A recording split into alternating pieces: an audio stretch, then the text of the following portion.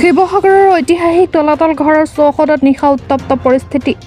তলাতল ঘৰৰ মহিলা প্ৰস্ৰাৱগাৰ আৰু শৌচালয়ত এজন যুৱকে গোপন কেমেৰা লগোৱাৰ অভিযোগ। তাৰ পাছতে উত্তেজিত হৈ উঠে মহিলাসকল। শিৱসাগৰৰ তলাতল ঘৰত নিশা উত্তেজনা। তলাতল ঘৰৰ মহিলা প্ৰস্ৰাৱগাৰ আৰু শৌচালয়ত মহিলা আৰু যুৱতীসকল প্ৰৱেশ কৰিলে এজন যুৱকে গোপনে প্ৰত্যক্ষ কৰি থকা গোপনে মোবাইলত ভিডিঅ' আৰু ফটো তোলাৰ অভিযোগ তুলি উত্তপ্ত পৰিস্থিতিৰ সৃষ্টি কৰে স্থানীয় মহিলাৰ লগতে একাধিক সচেতন ৰাইজে। যুৱকজনে আন দিনাৰ দৰে আজিও মহিলা প্ৰস্ৰাৱগাৰৰ কাষত ৰৈ থাকোঁতে স্থানীয় লোকে দিয়ে পশু খেদা। চাওঁ আহক এই বিষয়ে আমাৰ এক প্ৰতিবেদন। শিৱসাগৰৰ পৰা ফাৰহান লস্কৰৰ ৰিপৰ্ট। এই ইয়াত তলাতল ঘৰত মানে কি হ'ল, আমাৰ নাৰীৰ যিখিনি আমি মহিলাৰ বাথৰুম, সেই বাথৰুমৰ মানে আমাৰ কোনো সুৰক্ষা নাই। ইয়াত বাথৰুমত কৰিব আজি মানে বহু দিনৰ পৰা ঘটনাবোৰ হৈ আছে চাগে, আচলতে কোনো গম পোৱা নাই। আজি ঈশ্বৰৰ কিবা আমাৰ ধৰা পৰিব লাগে নাই, সেইটো কাৰণে খালি সম্ভৱ কালি মোৰ ছোৱালীজনীৰ ক্ষেত্ৰতে মানে কথাটো ওলাল।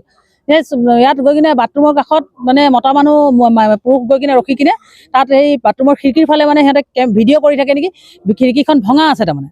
আৰু তাত কালি তাক বাথৰুমটোৰ কাষত দেখা গ'ল। মানে মোৰ ছোৱালীজনী কালি ইয়াত দেউতাকৰ দোকান আছে কাৰণে দোকানলৈ আহে, দোকানলৈ আহোঁতে তাই পেচাব কৰিব লাগিছে কাৰণে তালৈ গ'ল। তাত যাই মেলি তাই দেখিলে খিৰিকীৰ ফালে কোনোবাই চাহ এটা দেখি কিনে অকণমান দেখিলে, আঁতৰি দিলে। তাই মূৰটো দাঙি চোৱাৰ লগে লগে তাৰপাছত সন্মুখত যেতিয়া তাই বাহিৰৰ ধাম ধুমকৈ পেচাব কৰি ওলাই আহিছে, কিন্তু মতা মানুহ এজন ৰখি আছে, ডাঙৰ ওখ ডাঙৰ। আৰু মানুহটো যিটো এচুত মানে অকণমান, তাই অকণ ছোৱালীজনী ভয় খাইছে যে মানুহটো কিয় ইয়াত ৰখি আছে। তাৰ চাৱনিটো বেলেগ।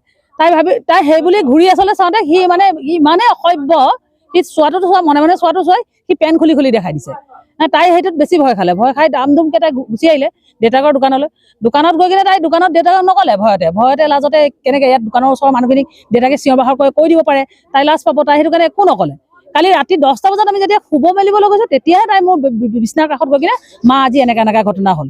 আৰে তই নকলি যে, তই ইমান দেৰিলৈকে লুকুৱাই ৰাখিলি কেলে? তাই কৈছে নহয় আৰু মোৰ তাত মানে বেলেগ নাৰ্ভাছ, মোৰ এতিয়াও কঁপনি উঠি আছে, মোৰ বেলেগ ভয় লাগিলে। কালিৰ পৰা মই দোকান নাযাওঁ দেউতাৰ দোকান। কিয়, মই ছোৱালীজনীক দোকানত আমাৰ সহায় কৰিব পঠাব নোৱাৰিম নেকি মোৰ দোকানখনলৈ? তাই ছোৱালীজনী ইমানেই ভয় খালে যে এতিয়া তাই নাহে। আজি দোকান পঠাওঁতে তাই দোকানলৈও নাহে। মই নাযাওঁ মা, মই নাযাওঁ। আজি আচলতে মই দেৰিকৈ আহোঁ বুলিয়ে আহিছিলোঁ তেওঁৰ দোকানলৈ, তেওঁক ভাত দিবলৈ। মই বোলো অকণ সময় মই বহিম, বহাৰ পাছত এওঁক পঠাম, আজি চেক কৰিম। যদি সদায় আহে ল'ৰাটো তেনেহ'লে নিশ্চয় আজি পাম, আৰু যদি ভুলৰ ক্ৰমে কালি সি সেইফালে গৈছিলে তেনেহ'লে সি নাথাকে। সেইটো বুলি মই এওঁক ক'লোঁ, এওঁক দুবাৰ ক'লোঁ তুমি যোৱাচোন, যদি সি সত্যকে সদায় সি এনেকৈ কৰি আছে তেনেহ'লে সি নিশ্চয় আহিব, কাৰণ কোনো হুলস্থুল কৰা নাই নহয়, সি নিশ্চয় আহিব। এওঁক আজি প্ৰথমতকে দেখাই পালে। তেওঁ দেখা পাই আমি কালি তাক বৰণটো কৈ থৈছিলোঁ, মানে গোটেই কথাখিনি কৈ থোৱা হৈছিলে। আজি কিন্তু খালি সি ওপৰত হেলমেটটো লগাই থকা নাছিলে, হেলমেট খোলা আছিলে। তাৰপৰা আমাৰ এওঁ ধৰিলে তাক ক'লে তই কালি তই লেডিজ বাথৰুমৰ ওচৰত কি কৰি আছ বুলি কিনে কোৱাৰ লগে লগে সি পিছলৈ দুখোজ মুখোজকৈ পিছলৈ পলাইছে। পলোৱাৰ পাছত এওঁ মানে অকণ সন্দেহ কৰিলে, সি পিছলৈ কেলৈ যাব ধৰিছে। তই লেডিজ বাথৰুমত তই কালিও আছিলি, তই কালিও ছোৱালী তই কেমেৰা কৰি আছিলি, ভিডিঅ' কৰি আছিলি তাৰমানে তই। ল'ৰাটোৰ নাম শৈলেন গগৈ, ঘৰ নাজিৰা বুলি শুনিছোঁ।